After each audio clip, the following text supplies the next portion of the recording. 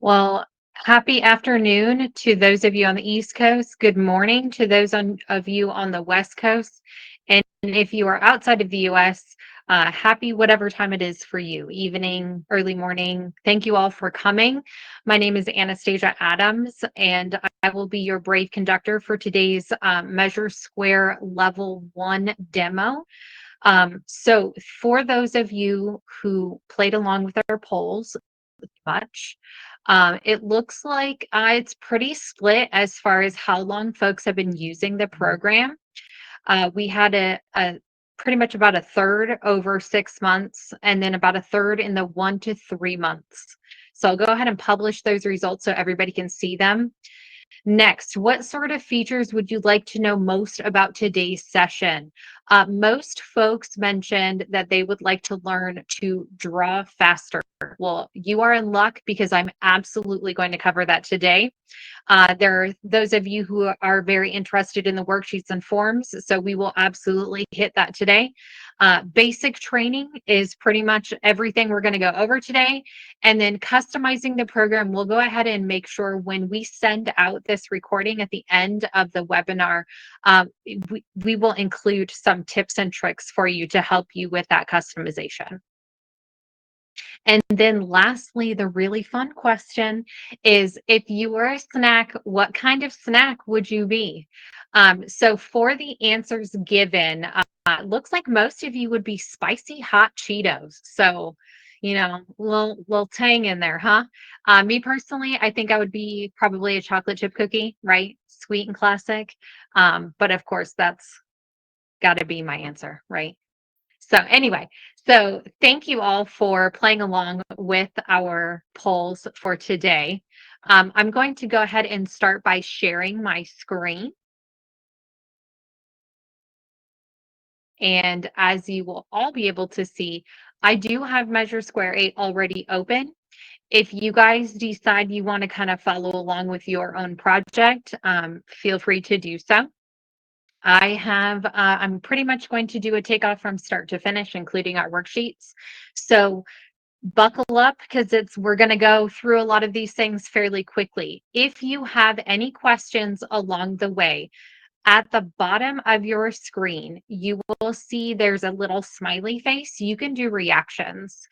So if you need something, right, if you have a question or need to know more about that particular feature or process that I am talking about in the moment, in the chat, right, on the sidebar where all of the attendees are listed, there's a Q&A section. And Kevin has been so nice enough to agree to be my moderator. He will go through and answer those questions. And so we'll try and get you answers live, right? If there are any remaining questions after the webinar, we will respond to those in an email following up with you, including any knowledge-based articles or additional resources to help you get unstuck. Sound good? All righty. So without further ado, I'm going to go ahead and hit the ground running, shall we? So as you can see, we are already in a MeasureSquare project file. I have a blank drawing space ahead of me. So I wanted to just start from the beginning with an import. So I will go up to the upper left, click on import, and you can see it'll pull up where I was last, which was my desktop, which is perfect because here is my project file, or excuse me, my project PDF. Once I go ahead and select that, I will click, oh, and apparently we're not gonna play right. Hold on just 1 second. I need to open up the latest build. I apologize. I'm in a beta build and sometimes it just does not want to act right. So apologies to everybody for having to play MeasureSquare.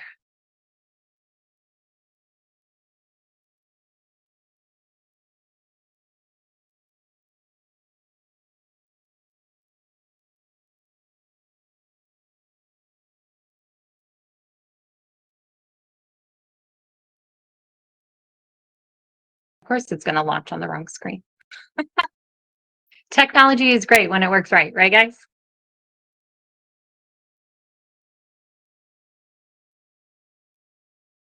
Righty. So let's get back to where we were, shall we?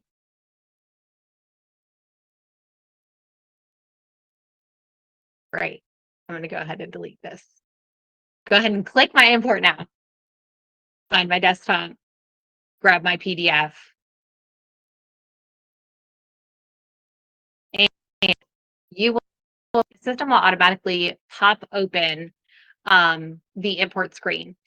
If you look on your version of MeasureSquare, I highly recommend this checkbox at the very bottom is checked, which is read PDF text. This is our built-in OCR, right? Which is optical character uh, recognition. Sorry, my brain glitched for a second. And so what that will do is it will essentially make your PDFs readable. So what does that mean? That means when you can't find a finish, you can search for it, right? Makes your life a little bit easier while you're moving through this program.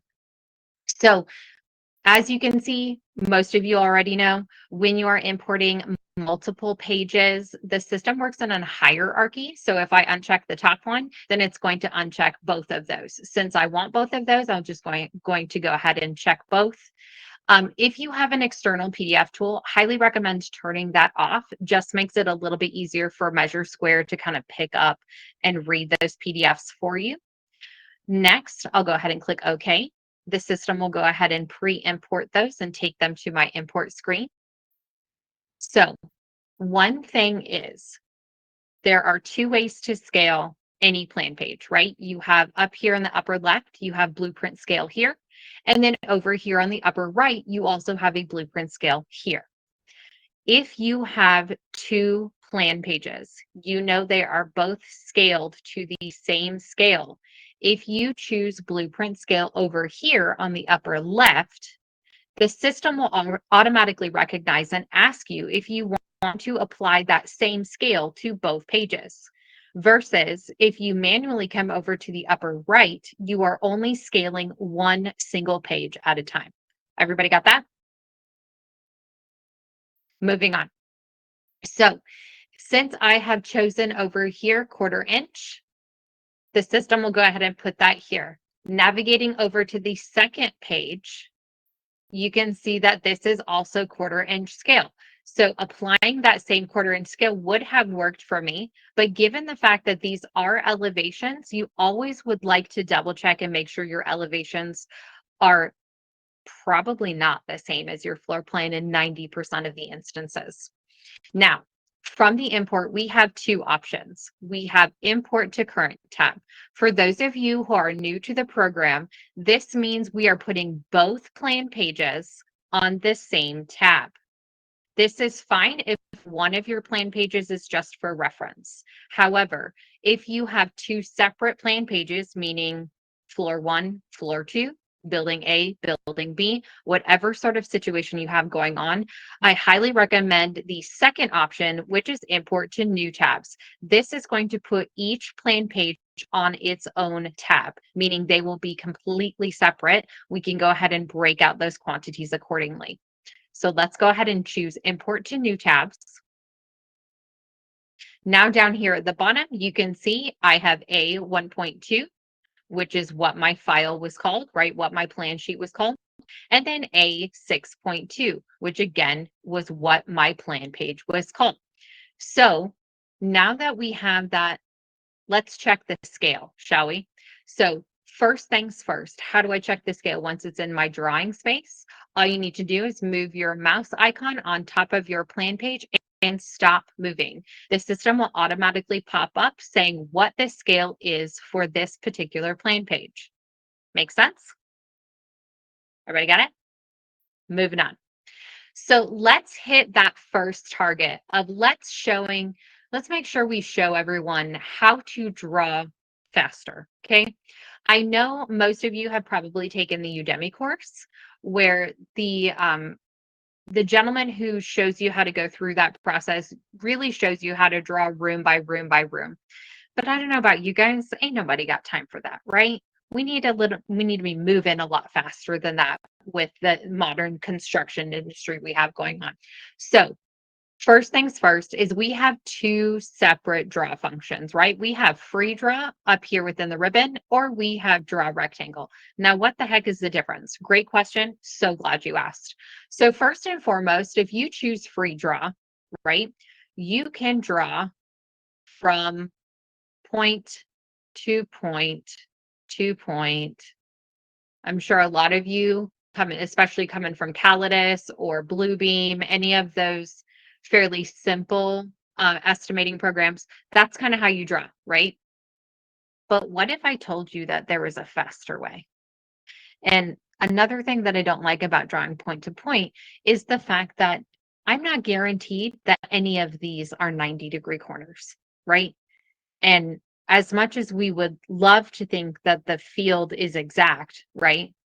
It's not typically, but this is a digital world and we can make it exact. So, to change how we go about getting through our estimate, if you choose draw rectangle, now I can find a corner, click and hold, zooming out using my middle finger, finding the opposite corner. Once I find it, all I need to do is release. Now I have two rooms drawn. Well, that's Anastasia, that's great. But there's a wall here. There's like a little bump out. How do I do that? Right?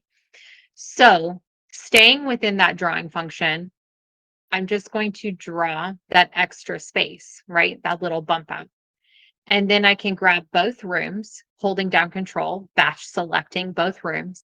Then I can right click, room edit, merge rooms. Now I've taken care of that bump out. But what the heck is this, right? I need to clean that up because we don't want cuts on our base. That's not how it's going to be in real world. So right click, room edit, delete wall segment. Then there's a little bit of nuance when using delete wall segment. Okay. So if I want to delete this wall segment, I have to go to the wall segment prior, thinking clockwise. Okay. The system thinks clockwise. So if I want to remove the upper wall working clockwise, I counterclockwise, meaning I have to go below the wall section that I want to remove. Once I find that, I can simply click and then click again. And now I know when I illuminate this wall blue, it is one wall from corner to corner. So there's that. But what do I do about this wall? Again, great question. So if I go into room edit one more time, I can choose, right? Anybody know? Draw wall. So default settings would have you draw the wall from the center. Me personally, I don't like having to guess. I also have CDO. It's kind of like OCD, but the letters are all in order like they should be. So I like to use the black line of the wall. Okay, that makes sure that my wall will land perfectly on top of where the architect wants my walls to land. And the added benefit of I got a line to follow, right? I don't have to guess. So if I click and I start drawing, luckily I have the correct orientation. But what happens if I choose wrongly? No worries. If you notice down here at the bottom of my screen, I have some blue and orange text blinking at me. Everybody see that? So if you look at the first section here, it says press S to switch the wall position line to the drawing line. So what the heck does that mean? Well, the red line you see attached to my crosshairs, that is going to be your drawing line. If I single press S, notice how the black outline of my wall shifts. If I press S again, it's going to move it to the right side. Well, that's not right. My wall needs to be on the left. Single S, press of S again, and it will shift it back to where it started. So I can go ahead and find that corner, shift over, find the corner, and then attach it. Well, how do I know I'm attaching it to the wall? Great question. So notice first off that the line attached to my crosshairs is illuminating blue. That is your indication you are closing a shape, okay? Another way to indicate that I'm attaching this to the existing wall is notice how that horizontal line illuminates green. Okay. That means I am attaching one element to the existing wall. Once I find that, simply left click. Now I have two completely separated rooms. Anastasia, that was kind of slow, right? Wasn't quite as fast as I would have wanted. That's okay. That's just because of the shape of the rooms. And the more you do it, the faster you will get. And the more practice you put into it, the faster you will decide what works best for you. Okay. Maybe for you, it was drawing one square and then adding a little square and a little square and merging it all together. Maybe for this one, it was drawing it as one big square and then cutting out this little bump out. What I love about MeasureSquare 8, the commercial program, is it's really an all roads lead to Rome sort of system. Now, what the heck do I mean by that? What I mean by that is there's pretty much like 6 different ways to get anything done within the program. So, if the first way I show you you don't like, I promise you I will show you another way and maybe that lands a little bit better with you. Okay? Okay. So next, let's draw these two rooms. They're both pretty square, so we could draw them individually, but why would we do that, right? Ain't nobody got time for that. So again, we're going to use our draw rectangle function. I'm going to zoom in nice and tight, find that bottom left-hand corner just because it makes sense in my brain, works well for me. You can choose to do it however you want to. Any corner will do. Notice when I find the adjacent space, the horizontal and vertical lines at that top edge are going to illuminate green. What the heck does that mean? That means I am perfectly aligned with the inside edge of the adjacent room, which is what? Make sure I have one straight wall down that corridor. And then the horizontal line means that I am perfectly back to back with that other horizontal line from the existing room. Why does that matter? Well, think about how it is built, right? You want to think of your wall sections like drywall panels, okay? You need 4 walls for each and every room. But where rooms meet, right, there is going to be a wall section in each room, similar to how drywall panels are laid up against the framework. Framework is in the center, drywall panels on both sides. That's how you need to be thinking about your wall sections. Now we have this little bitty column here, and then you can see that the wall sort of shifts. So how do I fix that?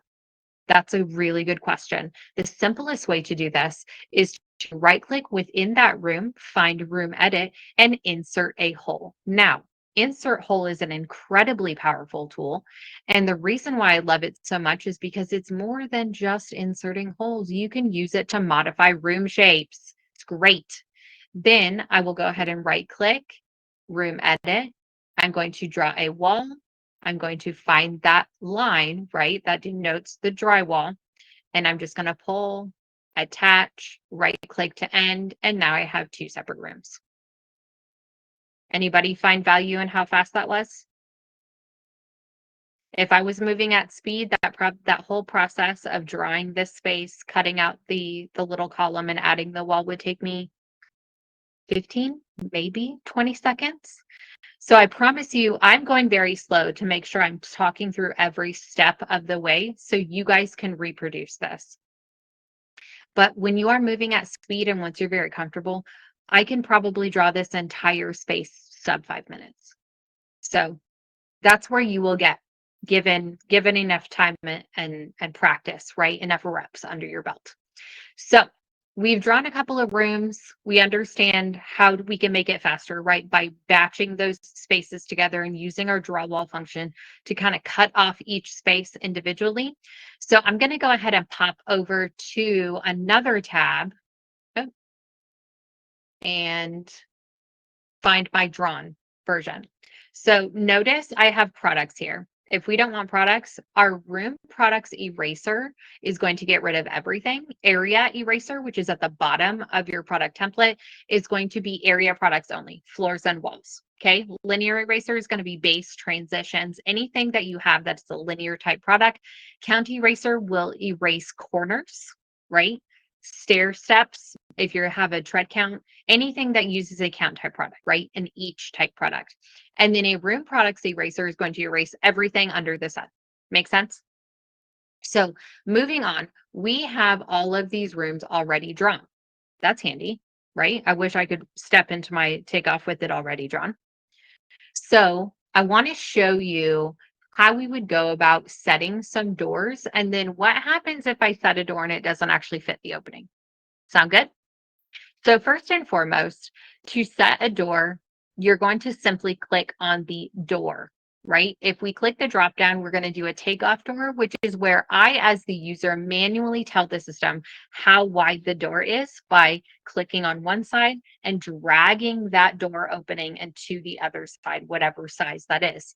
Now, I want to caution you when you are using takeoff door, make sure you are paying attention to the measurement of that door.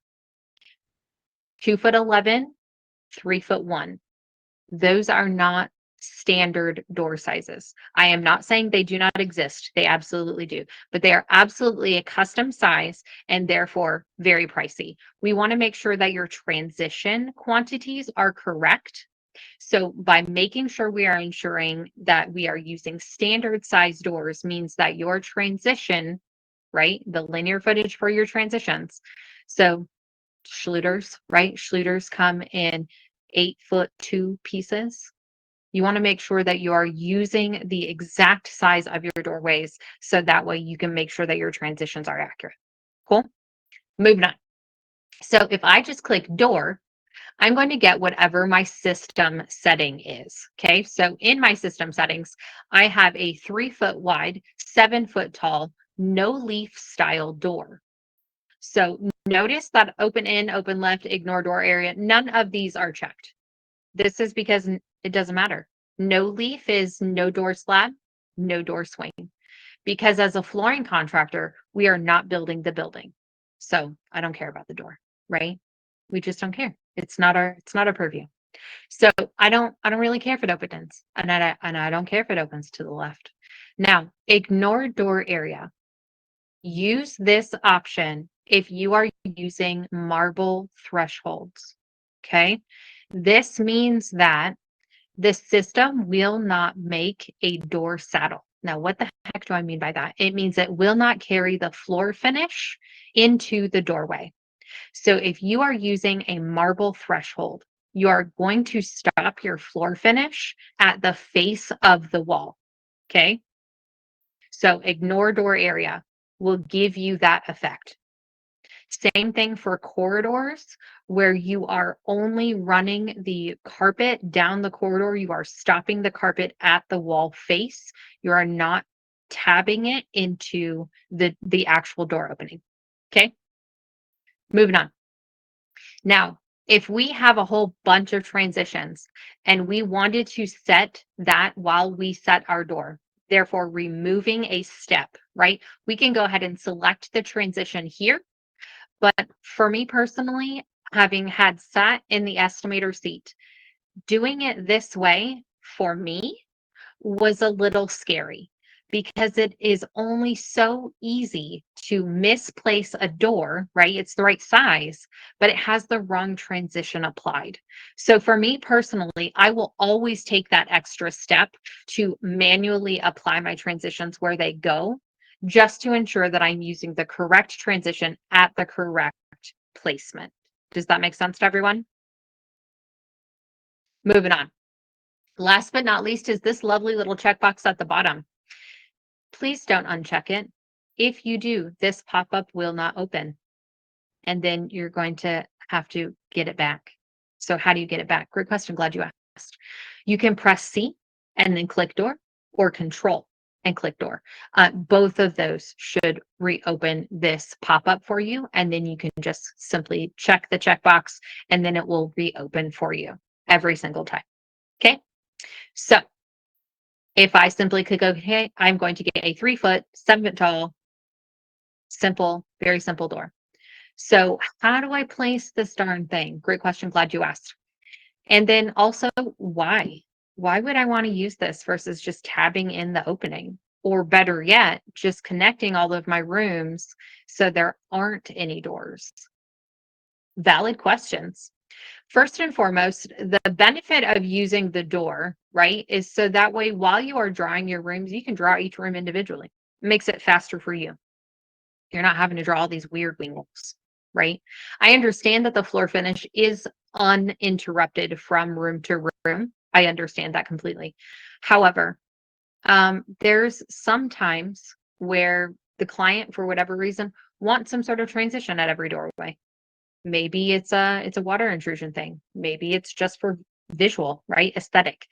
And so using a doorway will absolutely get you the ability to add that transition. What I highly recommend the use of doorways for is the ability to what? Trim your wall base. Trim your wall base to the door opening. Build out your door saddle. What happens if you end up having a cased opening? Great question. Glad you asked. This no-leaf door style will allow you to apply finish on the inside of that door casing. Now, what happens if you have wall tile and you are being asked to add a Schluter at that doorway? We've given you that option as well. So there are lots of benefits to using the door tool, more than just getting an opening in your wall.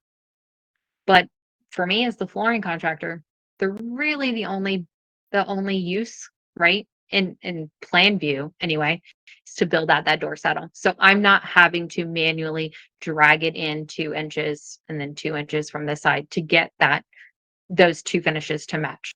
Okay. Okay. So what happens if we have a reception?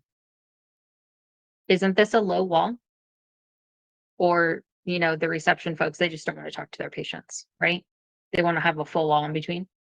So how would I then modify that wall to make it look real? So that way in the 3D, right, we're not looking at full walls. Great question. Glad you asked.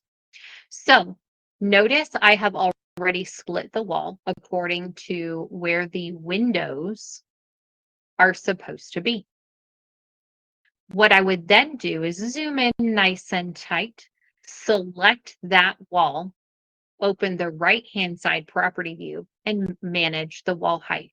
Now, you'll notice at the room level, once one has been changed, the wall height is no longer shown at the room level. So if I press 9, right, and then I view this room in 3D, notice I have full walls everywhere. We are not a very welcoming reception at present. So to modify, I'm going to zoom in, click the wall section. Notice I have a wall section portion of my property view. Go down to wall height, highlight the preset, right? Your 9 foot. 3 enter because the system thinks in full feet. And now we will have a short wall. Make sense? So let's do that all the way around. So again, I'm going to click, 3 enter, click, 3 enter. And then once I view this, oh, looky. Now we can talk to people, right? We can take payment.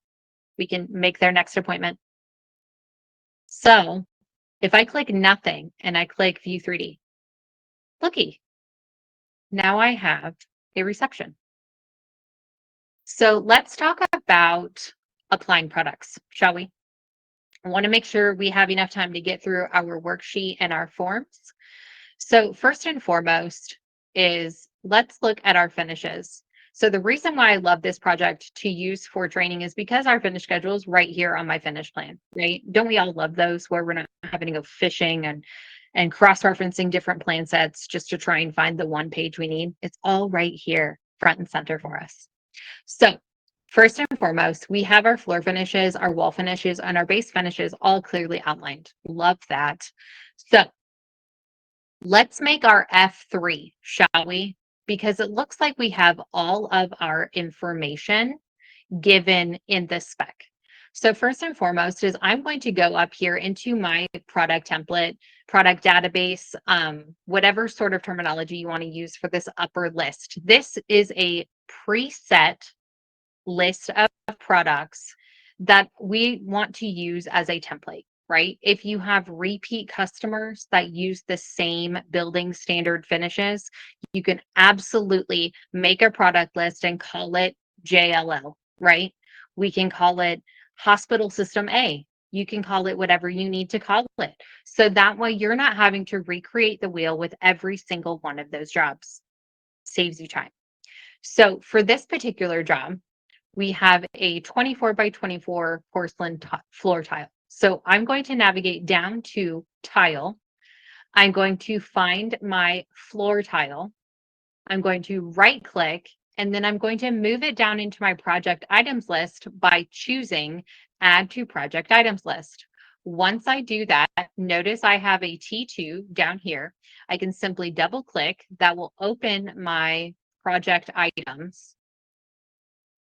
And then notice I have a preset sort of naming convention here. So that way I know I'm remembering to enter all of the information. Now, why does it matter? Great question. Um, because you as the salesperson, you may not be doing your ordering, right? You may have somebody else doing your ordering. So you want to make sure that they're not having to guess or cross-reference an additional document in order to make sure that they are requesting pricing or ordering the correct product. You want to make sure you are including the manufacturer. You want to make sure you're including the style. If there is a style code, absolutely. You want to make sure you're including that. If you have a color name and a color number, include those, right? Make sure you are adding the specifics. And then lastly, you want to make sure you're including the size. Maybe this product, same name, same color name, same color code, might come in different formats. We want to make sure that we are removing the option for doubt for the rest of our team.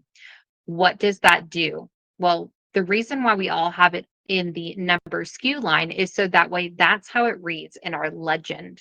Now, why does that matter? Great question. Glad you asked.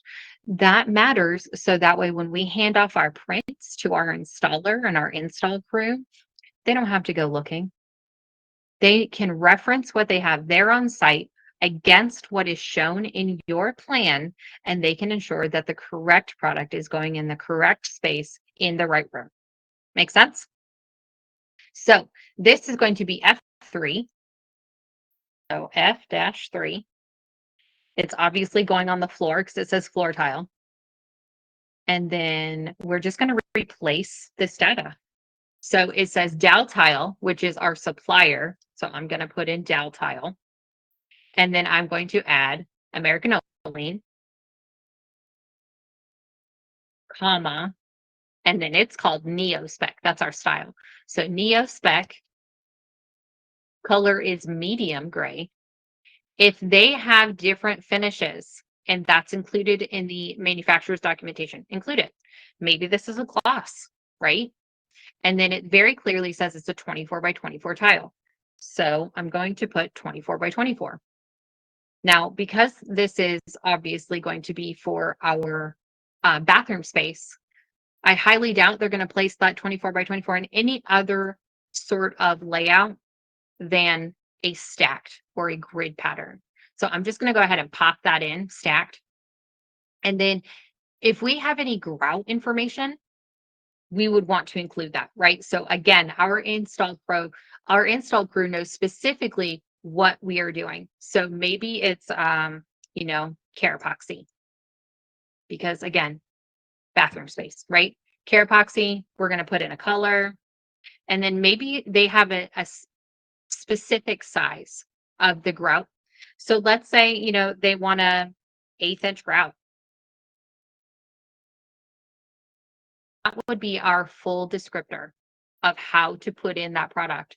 Then what we need to make sure we do, right, is we need to make sure that our sizing is the same as what is reflected here. Why does that matter? Quantities, right? So calculation methods, we have a few. Waste add-on. Waste add-on is going to be basically net plus a forced amount of waste. It's never a real number. If that works for your business type, by all means, run with it. Half reuse. This is going to be sort of our sweet spot, given the fact that we are working within perfect parameters within this digital landscape versus how that translates into the real world. Next is going to be cut and fit. Cut and fit means that if we are cutting a tile And anything bigger than our quote unquote ignore tiny size. So for ceramic tile, I always recommend something about an inch because we want to make sure we are using the maximum amount of our mosaics. So anything larger than an inch, the system will try and reuse. Half reuse, by contrast, means that if this is a 24 by 24 tile and we are cutting this tile, anything 11 inches, 11 and a half inches and smaller would be counted as waste. Now, why? Why is that our sweet spot then? Because your installer has to what? Keep the job site clean. They cannot feasibly save every single one of their cuts. Now, if you have a job site where that is possible, cut and fit all day long. But if half reuse results in exorbitant waste, cut and fit. Now, what the heck would I use no reuse for then? Great question.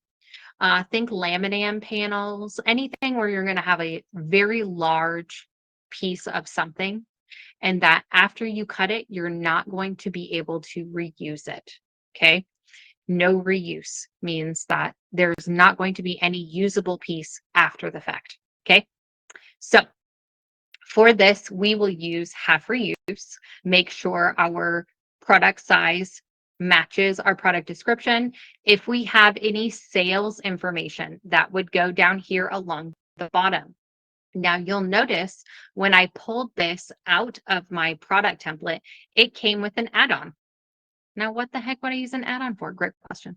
So notice I have a labor number on here.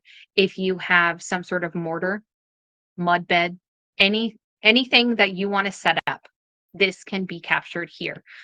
And the reason why we do this is so that way you're not having to do the same thing twice. You're not having to do calculations for the same products going in the same space.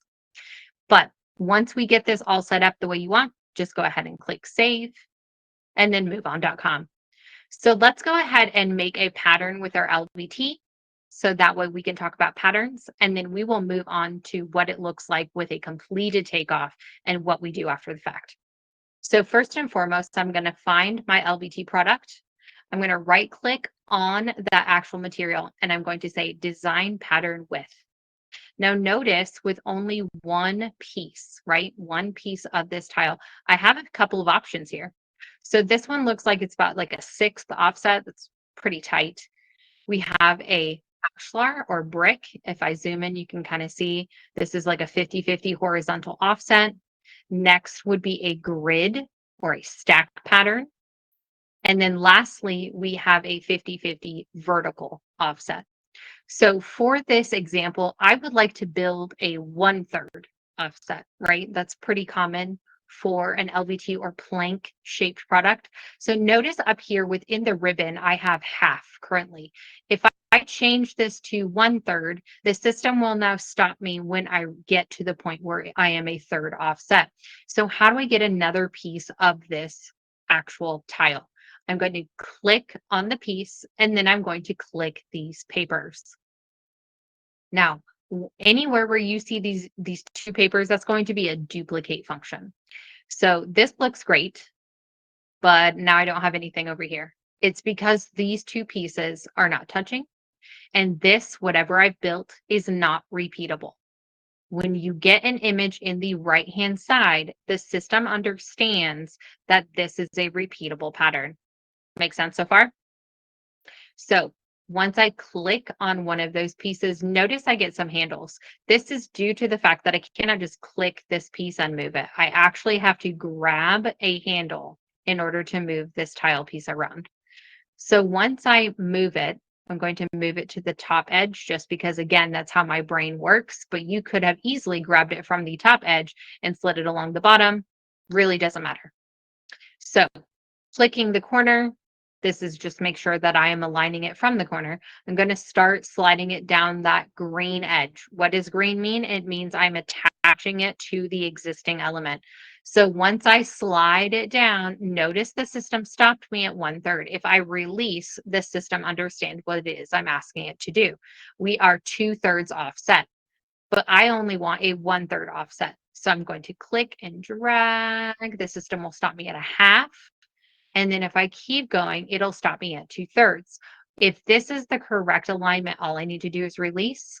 Now, one thing I want to caution you on, If you are building your own pattern with an offset, the system default is always going to be 2 courses stacked with an offset.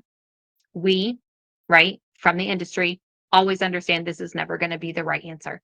So for a single offset where each row is offset from the other, you want the second option. Notice when I select the second option, this is the look we are going for. So now I have 2 options. One is save to patterns. This will save this pattern that I just created down here into my tile patterns for reuse. But if I just want to save it to my project, and more than likely that's what you will do, you will save it to your project. Now, the system is going to ask you a couple of questions. What the heck do you want to call this? Me personally, I like to call it what it is. So this is F2 and it is 1/3 offset. Now, why do I like to label it that way? There is a reason. This is so I know this is the product that I'm using and this is how I'm laying it. So if I should have this same product laid differently, I don't have to guess when I pull it back out for the next room. Okay. So once I've gotten that pattern, notice I now have an upside down A attached to my mouse. That's me knowing that I have that pattern applied, upside down A, right? Applied to my mouse. So all I need to do is click in the rooms where select those. Right. Now, what if I need all of this to run uninterrupted like it would be in real world? Great question.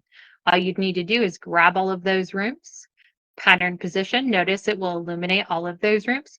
Then you can choose a spot. Notice the shift in the dot. That means that all of this is now running uninterrupted from room to room. Cool? Cool. So now that we've gotten that done, let's talk about what it looks like to work with our worksheets.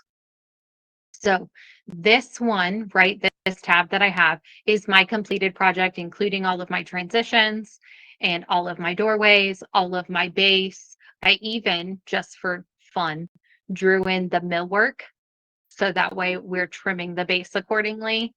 And I even have a tile pattern in my bathroom.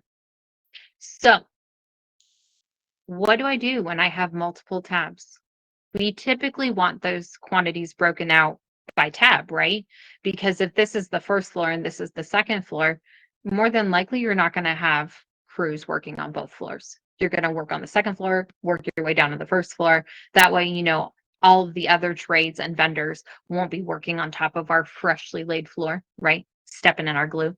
So to get these numbers broken out, I'm going to go into my ribbon. So my ribbon is where the bigger buttons live. I'm going to go into the middle section called Estimate, find the product selection dropdown, and then down here, there's a teeny tiny little bitty dropdown. If I select that dropdown, come down to these options closest to the bottom, right? Estimate by. Notice I have a couple of options here. I have project, tab, and phase. Okay, if this is a phase job, we can absolutely work through phases. But because this is a full floor, let's go ahead and tell it I want to estimate it by tab. That means that whatever is in on this tab is the only quantities we're looking at. Okay. So next, I'm going to navigate over to my worksheet and I'm going to click new. So what do I want to make? I want to make a proposal. Okay. I also want to make sure I am importing my project estimation. If you want to make one from scratch, you would just uncheck this box, okay? Go ahead and click OK. It's going to ask me what I want. I want to select none, choose just the completed one. That way we're not pulling in any of our test stuff. And then I'm going to click OK. So here is our standard layout. Now, if all of these fields don't make sense for you or your business type, you can simply turn them off. Now, how would you do that? Well, you can very slowly right click each one and hide it accordingly. But if you know for certain you want to turn off a whole bunch of them, you can come up into the ribbon here and select columns. Now, if I stretch this window bigger so we can see all of our available options, we have a lot of options here. If we don't want to see the labor checkbox, we can just turn that off. If we don't want to see the trade, we can turn that off. If maybe we don't want to see the costing information, we can turn all of that off as well. And then once we get the view that we're looking for, we can go ahead and click OK. Now this is a much more streamlined view. Now, how do I make this so I can read it all? Great question. All you need to do is hover on the line in between the two fields and stretch. Okay. But what if I don't like the order that the information is in? That's fine. All you need to do is click on the column and drag it to its desired position. Make sense? Oh, but I moved the wrong one. That's fine. Click and drag back into the desired alignment. Make sense? Awesome.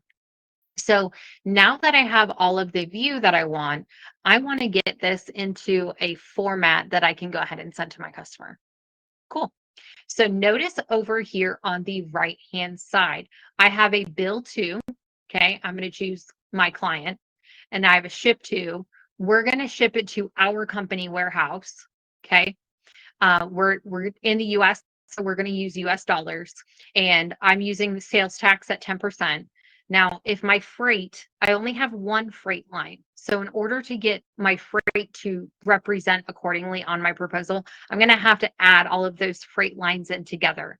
If this does not work for your business type, that's fine. All you need to do is add line items here. Well, how the heck do I do that? Great question. So if let's pretend it's J&J, right? I want to add one freight line for both J&J products. All I would need to do is grab the line and I'm going to add. Oh, wait, it moved it. That's fine. That's totally fine. I can say J&J, cool, and it's one, and this is how much it costs. Okay. So now I have line items for all of my different freights. If you're giving a discount, right? Maybe they're paying in full. So you're going to give them a discount on that paying in full. If they are giving you a deposit, we can go ahead and dial that information in here. Maybe you have some terms or exclusions you want to add. You can put those here down in the instructions. If you click the drop down here, you can manage your list and just add in which ones make sense for this particular client. Now, what if I don't want it to say proposal, or maybe I wanted to say something very specific, right? You can absolutely change this name. We can say test. We can say proposal for 1234 any street. You can name it whatever you want. There's lots of characters in this field, so you can pretty much put whatever you want in there. And then once we have all of this worked out the way we want it, all we need to do is click this button here, print form. I'm going to give it just a second. And then if I show you the whole page, this seems really big, right? That isn't even readable. Well, that's fine. We can fix it. Printers and settings. Notice it's in a 24 by 36. Can you imagine shipping that to your client? That'd be great. But we need it to be readable. So let's change it to 8.5 by 11, right? Oh, look, now it's readable. So we have a bill to, client information here, ship to, company warehouse here. Notice this black bold text here. This is whatever your file is called, okay? Remember that that is customer facing. Notice that it is prepared by me. It's got a date and a time. That's because that's the time that I said I wanted to see this print preview and how many pages we have. Your company logo and company information can go here. Those all live here in the options within your print settings, okay? You can put any sort of image. If you have terms and conditions that go out with all of them, right? Payment terms. Payment is due within 60 days of a signed proposal, whatever sort of terms and conditions you have. Those can live here and they will go out on every single one of them. If you want specific terms and conditions based upon your client, highly recommend using that instruction field that I showcased just a moment ago. Okay. So notice we have our item name, a description, the unit, and the amount because that's what we told the worksheet we wanted. So what if we don't like this weird empty space? That's fine. You can just come in here under form and say, hey, we don't need the description. Okay. Oh, look how much better that is because now all of that text information can stretch out, right? Here's all of our terms and conditions and our exclusions. Now, what if we need a signature? Good question. We can turn that on. So now we have a signature space. Make sense? Alrighty. If this is what we need to do, we can go ahead and print it. Now, we can print to a physical printer, or I can print it to a PDF and send it via email. Okay. So again, same sort of print functions that you would have with your drawing works also for the form. Okay. If you need any changes, notice that I have a black bar here. This is because this is our new form type. If I go back to printers and settings, go to the miscellaneous tab, notice I have a new style forms. This is checked. If I uncheck it, take it back to the blue, the standard view that you are used to seeing. Okay. But we do have a new style form, that black bar without all of the additional blue bars. Okay. Are there any questions? If you have questions, please go ahead and put them in the Q&A section and we will work through them. Okay. You can absolutely go ahead and export any of the worksheet information from MeasureSquare directly to an Excel by using this export Excel function. Okay. Simply click the button and the system will ask you where you want to save it. Okay. That's similar to your functionality you're asking about, Robert.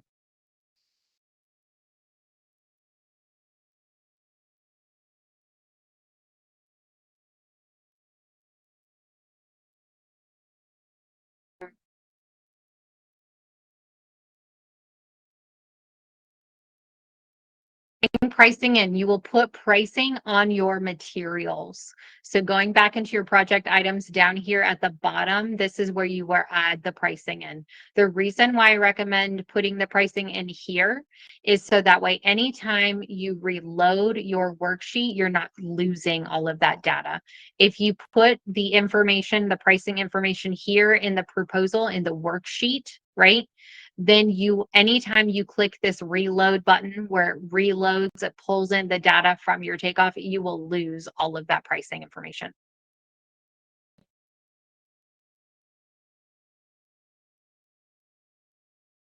Labor is going to be a labor product type. So notice here is my tile 1 ceramic tile labor. It is a labor type product. So you would add a product and then under the type, you would make it a labor type product. Use it as an add-on. So that way it's calculating the net square feet of any area like it would be for real world.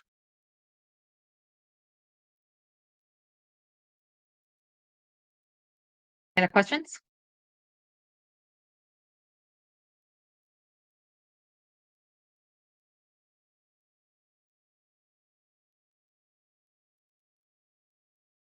A reminder, we will send out a recording of this webinar along with any additional resources. So if any of you want to unbury your tools, right, to streamline your workflow, highly recommend building out a user toolbar. This is called a quick access toolbar. We will include the instructions on how to build that out so you're not having to go into submenus every single tool, okay?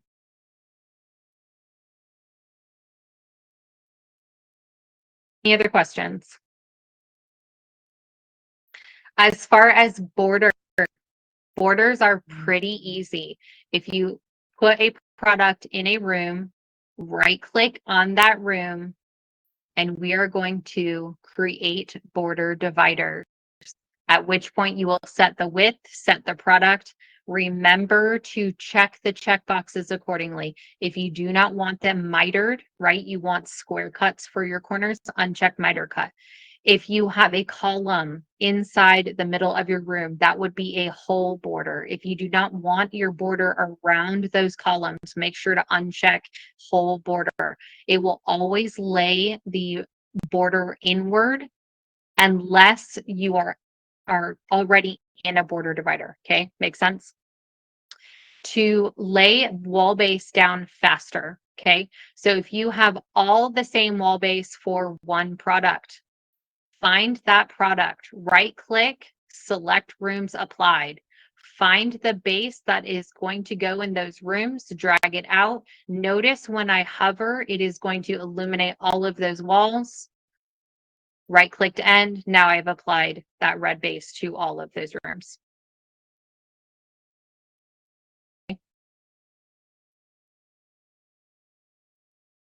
Profit. Profit margins also live here in the worksheet.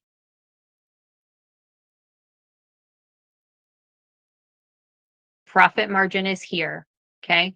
To set that, we are going to set markup, and then we will set our percentages accordingly.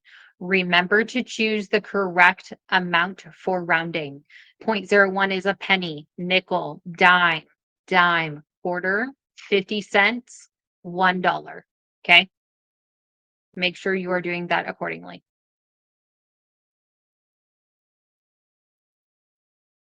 Any others? The Takeoff tool is being worked on. We do have the dev team working on it. Let me go back over here. Showcase for them for you real quick. If I right click, notice auto takeoff beta. Go ahead and choose that option, let it run, and then it'll tell me how many rooms it made, and then we'll see how it does. I've never run it on this particular floor plan, so we'll see how it does. Apparently we're gonna get an error. Yeah, did not like that.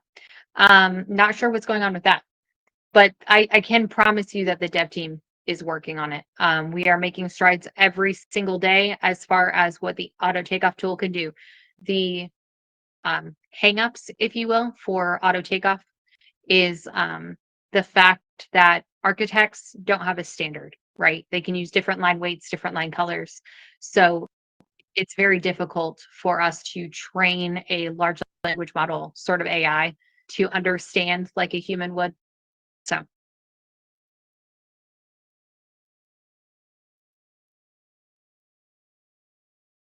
if we have different materials with a different shape in the middle of the room, I believe you mean you need a divider. So divider lives here. And if you click and hold, you can make a box. If you have a specific shape you need, you can draw it point to point. This is good for logos or any irregular shapes. And then you can go ahead and just apply your product within the new shape.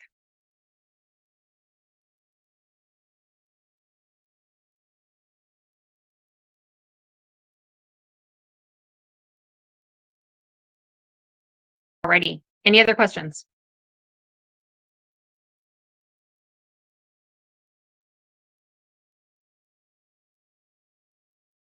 Okie dokie.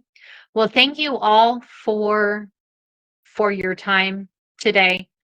Again, once the video has completed processing, we'll go ahead and ship that out to everyone. So thank you all for your time today. I hope the rest of your week goes fantastic. And as always, happy estimating. Thank you so much.